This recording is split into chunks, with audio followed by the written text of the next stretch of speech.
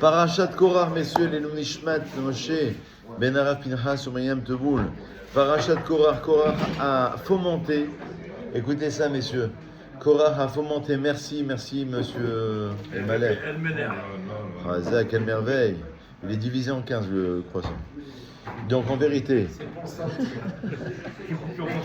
c'est pour Zecher. C'est un Zecher, c'est un souvenir. C'est souvenir par rapport à ce que donne un croissant.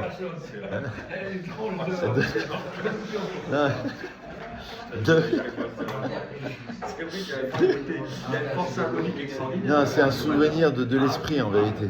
C'est pour que ton âme se rappelle c'était quoi un croissant. Donc en vérité, Korah, Parachat Korah, c'était le cousin de Moshe Rabbeinu. Il fomente une révolte, Ariel.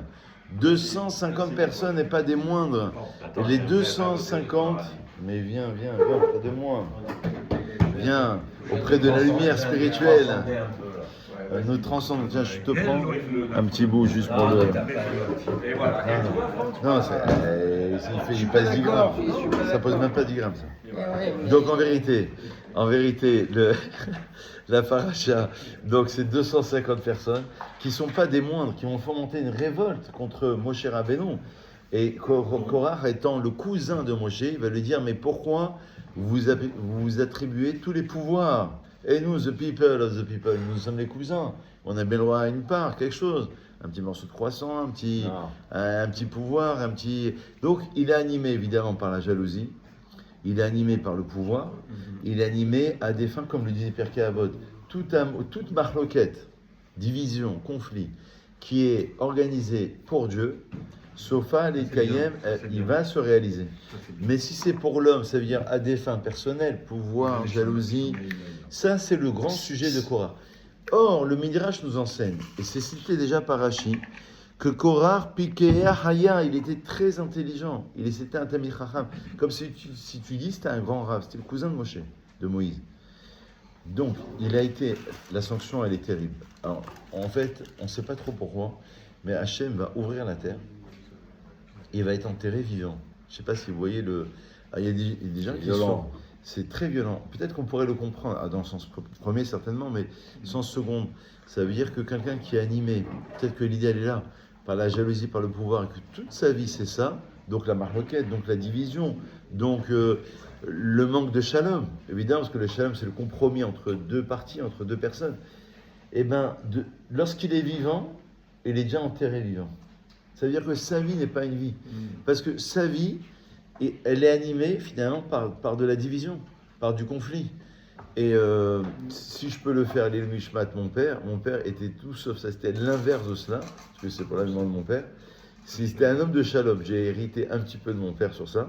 C'est l'homme de la paix, la force tranquille, on l'appelait, mon père, mon chef Ben Arav Pinchas. Et il était dans cet esprit de shalom, absolument. Et il faut aller dans cette dimension-là. Mais le problème, c'est que il faut bien qu'il y ait une sanction. Il faut bien que recadrer des fois. Et voilà, c'est ce que je voulais dire. Il faut bien qu'il y ait un cadre. Donc Dieu va punir sévèrement. Alors, le Rav Shimshon Raphaël Hirsch, lui, il explique. Il dit, comme on était au début de l'histoire, il fallait pas. Imagine-toi, tu montes une société. Au début, tu es en train de monter la société. Il y a déjà des divisions, des trucs. Au début, tu vas sanctionner beaucoup plus qu'au milieu ou qu'à la fin. Parce que, en vérité, au début de l'histoire du peuple juif, le Rav Hirsch, il dit, il fallait écarter, parce que c'était les grands de la société, les notables de la société. 250 personnes, mais pas des moindres. Les grands dirigeants. Et Korach était un Tamid Chacham, donc il fallait les écarter. Alors, dans la Kabbalah, certains ont vu le fait de revenir à la terre, une image très forte. Ça veut dire que dans cette vie, il est tellement animé de jalousie, de haine et de pouvoir qu'en vérité, il faut qu'il revienne à un état de malchoute. Il faut qu'il revienne dans l'idée de la malchoute. Vous savez que dans la Kabbalah, dans la mystique juive, il y a 10 sphères d'émanation de Dieu. La 10e, donc Dieu va se révéler à travers 10 degrés. La 10e, c'est la malchoute, la royauté. Et la malchoute, c'est le passage entre le monde spirituel et le monde matériel. Donc il fallait revenir à un état de malchoute de terre. Ça veut dire un état... je ne sais pas si on peut dire d'embryon, un état où l'individu est supprimé, il va falloir qu'il renaisse et qu'il redevienne quelqu'un. C'est comme si que dans cet état-là, il ne pourra pas aboutir. Mais, très intéressant, tous les après-midi quand on fait Mincha, on commence par cette phrase. L'Anasear, Livne Korach Mizmor. Vous savez que la Gemara dit dans Psachim, je pense que c'est page 117, 118, elle dit qu'en vérité, David Ameler, le roi David principalement, il va écrire les Télim, il va exprimer les Télim par 10 manières de chanter. Et le Hachré, c'est un chant, l'Anasear, c'est un chant, et puis Mizmor, c'est un chant, plusieurs expressions pour désigner le chant. Et l'après-midi, tous les après-midi, on fait la prière des enfants de Korah. C'est marqué dans la paracha, les enfants de Korah, l'homme et tout, ne sont pas morts. Et ils ont fait Teshuvah. Korah, non. Mais les enfants de Korah, oui. Et chaque après-midi, quand on fait Mincha, on commence par ce psaume. Alors pourquoi faire référence 365 jours par an, pendant toute sa vie, aux enfants de Korah? L'idée de Teshuvah. Ils se sont repentis. C'est-à-dire qu'avant d'être engloutis, ils ont reconnu leur tort. Et or, l'après-midi dans la Kabbalah, c'est là où le soleil se couche. C'est le moment du dîn, de la rigueur. Le matin, c'est le moment du chesed. Le soleil se lève. Symboliquement, ça veut dire c'est la bonté, c'est la journée qui s'ouvre. Et ensuite, c'est la journée qui se referme. C'est là où le dîn commence, la rigueur commence. Donc, au moment où la rigueur va commencer, il faut qu'il y ait un esprit de Teshuvah, de retour, parce que les enfants de Korah ont pris cette mesure. Peut-être qu'on pourrait dire que, sans trop chauffer l'histoire, mais le dire voilà rapidement, qu'il y a un autre axe de réflexion qui me plaît beaucoup, c'est évidemment cela contredit toutes les obédiences, tous les mouvements qui se sont opposés au mouvement, j'allais dire orthodoxe, traditionnel, de ceux qui ont voulu réformer, de ceux qui ont voulu peut-être un peu trop réformer les textes de la Torah. Nous, on a, en fait, c'est une question de philosophie. On a pour philosophie que la Torah, elle transcende le temps, elle transcende l'histoire. Et cette Torah-là, elle est valable dans tous les temps, toutes les périodes. Et donc, on ne peut pas la réformer. C'est-à-dire que c'est le temps qui va se mettre au goût de la Torah et non pas l'inverse. Et le problème de Korah, c'est qu'il fait une attaque sur deux sujets, la mezouza et le talit. Alors, citons le Midrash, au début de la paracha, qui nous explique que Vaikar Korah a pris, traduction araméenne, Veikpela Korah s'est divisé. Il a pris avec lui, c'est-à-dire qu'il s'est divisé. Il a dit, dans le talit, il faut qu'il y ait un fil de bleu azur. Parce que le bleu azur rappelle la mer, qui rappelle le ciel, qui rappelle le trône divin. On va se rappeler de toutes les mitzvot. C'est ce que dit le Talmud, dans la Gemara de Menachot. Et lui, il a dit, mais si mon talit, il est entièrement fait de bleu azur, je n'ai pas besoin de rajouter un fil, puisqu'il est entièrement fait. Et Moshe lui dit, non, la Torah, c'est d'avoir un fil de bleu azur. Donc, vous voyez la philosophie, comment elle s'oppose. C'est-à-dire que tu as un qui fonctionne avec sa logique, bravo, avec sa raison uniquement, et l'autre fonctionne avec une raison qui est divine. C'est ça ce qui va nous opposer. C'est un problème de fond, en fait. Pas juste un problème de forme. Pas juste la jalousie et le pouvoir. Un problème de fond. La mezouza, c'est la même chose. Je mets un petit parchemin qui contient le schéma Israël pour protéger la maison. Deux paragraphes. Si maintenant, cette pièce, elle est remplie de siffrets Torah, de rouleaux de la Torah. Donc, il y a 100 fois, 1000 fois ce petit parchemin. Donc, Korah, dans sa logique rationnelle, il se dit, je n'ai pas besoin de mettre une mezouza, parce que c'est protégé par l'intériorité. Et Moshe lui dit, pas du tout. Il doit répondre par la négative. Tu dois mettre une mezouza, parce que ça représente la porte, l'entrée, ça représente quelque chose. Donc, le symbole. Mais c'est très intéressant comme discussion. Ça veut dire que, il suit uniquement sa raison, et c'est là où il y a un problème. Alors, je voudrais approfondir un tant soit peu ce sujet. Ça veut dire que, regardez très rapidement, mais avoir une réflexion quand même. Ça veut dire que le problème de certains, on va dire, c'est d'avoir voulu limiter la Torah à sa logique, à sa raison. Le problème est là. Or, la Torah, elle transcende. La Torah, elle est au-delà de la raison. Je vous rappelle que la Torah, elle est écrite 974 générations avant la création du monde. Donc, ça veut dire qu'elle est antérieure au monde. Donc, ça veut dire qu'à partir de la Torah, ça va être l'architecte du monde, ça va être Dieu. Les plans, ça va être la Torah. C'est-à-dire qu'à partir de la Torah, on va créer un monde, à travers les 10 sphirotes. Le Sefer Yetzirah qui nous parle des 32 sentiers par lesquels la Torah le monde va être construit. 22 lettres de l'alphabet hébraïque, chaque lettre envoie à une force spirituelle, et 10 sphirotes. Donc c'est antérieur. Et le problème de l'homme, c'est qu'il voudrait raisonner à la place de Dieu. Je dirais plus que ça. Il arrive un deuil, une maladie, une épreuve, un divorce, les enfants, ce que tu veux, l'argent, ce que tu veux. En fait, l'homme, il va avoir sa logique à la place de Dieu.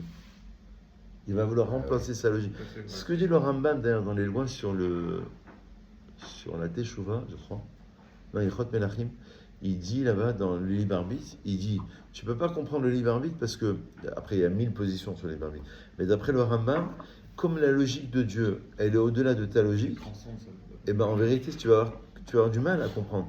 Donc ça veut dire que c'est pas juste une question d'émouna. Il y a la émouna de se dire c'est la Torah, les mitzvot, bien sûr, il y a la émouna. C'est une question aussi d'appréciation des choses. Lui, il est dans une appréciation qui est très lourde de conséquences. Korah, il suit une logique humaine. Donc il dit vous avez tout inventé. C'est vous qui avez inventé. Moshe se défend en disant mais moi j'ai rien inventé, moi j'ai été nommé par Dieu. Et il y a une pensée divine qui nous transcende à tous. Donc si elle nous transcende à tous, c'est qu'il y a une autre raison. C'est pour ça que la Gemara a dit dans plusieurs endroits que même si Batel Ataram, l'Obetla Axera, même si la raison pour laquelle, à l'époque, il y a 1500 ans, à l'époque du Talmud, ou 2000 ans, on avait institué telle ou telle chose, positive ou négative, pour interdire ou permettre, et ben même si la raison tombe, le décret ne tombe pas. On dit, ben non, c'est pas logique. Si la raison pour laquelle on a institué tombe, ben le décret il tombe. Il dit non, parce que ce qu'on te donne, c'est l'apparence. C'est comme une donnée superficielle, extérieure, qui est importante. Mais ça n'enlève pas au problème intérieur. Donc, il y a deux logiques qui s'affrontent. C'est pour ça que les obédiences, moi j'ai toujours dit face à certaines obédiences qui ont voulu réformer la Torah, pourquoi ils se sont cassés la figure? C'est que dans l'histoire, ça n'a jamais tenu. Les Karaïtes, ceux qui croyaient que la Torah écrite et pas orale, au 7e siècle, ils ont disparu. Mendelssohn, qui a voulu réformer le judaïsme au 19e siècle en Allemagne, ses enfants sont mariés avec des non-juifs. Et donc, après les petits-enfants, on a oublié la tradition. Il n'y a pas eu de transmission, parce que déjà, avec une transmission traditionnelle, orthodoxe, même orthodoxe moderne, on a du mal à faire passer le message d'enfants aux petits-enfants, et c'est déjà énorme. Mais alors, si tu enlèves toute la structure en pensant que c'est que humain, eh ben, tu tombes dans une autre religion, qui est un mélange d'humain et de divin. Et nous, on dit c'est purement divin. C'est-à-dire que quand tu vas voir dans la Kabbalah, il faut approfondir encore un tout petit peu, regardez, je conclus vraiment. Tu vas voir dans la Kabbalah mystique juive, les Nishmat Daniel Bat Avraham, tu as le monde parallèle entre le monde matériel et le monde spirituel. Ça veut dire que le monde matériel, il est régi par un monde spirituel qui se cache. Olam, c'est Erlem, c'est quelque chose qui est caché. Donc, les sphirotes, l'âme, donc c'est animé par autre chose que le monde de la matière, l'énergie. C'est animé par autre chose. Donc, faut-il encore être conscient que c'est animé par autre chose et qu'il y a une dimension mystique à la chose, spirituelle, divine. Donc, ta venue sur Terre, comme une échama, on parle d'un décès par exemple, ben, elle n'est pas animée uniquement par des raisons matérielles, elle est animée par autre chose. Et ainsi de suite, ça veut dire Israël, le Beth Amikdash, tout en vérité. Tout dans la lecture mystique juive est animé par une autre dimension qui nous transcende. Et c'est là où le bas blesse, c'est là où il y a un problème. Je pense que le point de fond de la paracha de Korah, c'est relever la logique humaine par rapport à la logique divine. Évidemment, pour nous, la solution, elle est claire, c'est que la logique humaine doit être animée par la logique divine. Regardez, plus que ça, c'est un dernier exemple, je ne conclue vraiment. Dans le temple, le Sanhédrin qui jugeait, donc les juges, ils jugeaient à l'intérieur du temple. Et la Gemara, elle explique, elle dit pourquoi les Shkat Agazit, c'est la pièce de la pierre taillée, c'est là où siégeait le Sanhédrin. Pourquoi? C'est dans le temple. Parce que le temple, c'est le point d'origine de la création. La pierre angulaire, d'après notre tradition, à partir de laquelle le monde a été créé, le système a été créé. Donc ça veut dire que eux, ils vont juger dans une logique, puisque ce sont des hommes. Mais attention, ils sont rattachés au temple. Ils sont rattachés à quelque chose qui est bien plus profond que cela. Et c'est ça ce qu'il faut comprendre. C'est pour ça que on juge par rapport au texte, on juge par rapport aux lois, on juge par rapport à ce que la Torah nous a donné. Et c'est là où il y a un point d'opposition. Hazak ou pas, messieurs?